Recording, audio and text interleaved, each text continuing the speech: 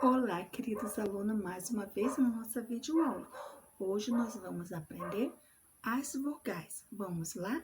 Nós temos a letra A de avião.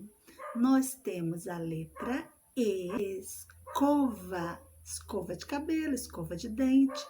Nós temos a letra I de irmãos, irmã.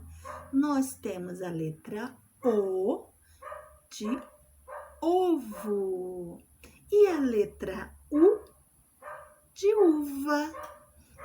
As vogais são muito importantes e elas estão em diversas palavras do nosso dia a dia, como olho, ouvido. Começa com a letra O. E água, que sempre bebemos, começa com a letra A, ok? Vamos continuar nossa aula ouvindo uma música muito especial. Cantando a música bem animado. A, E, I, O, a cartilha da Zuzu, Zuzu.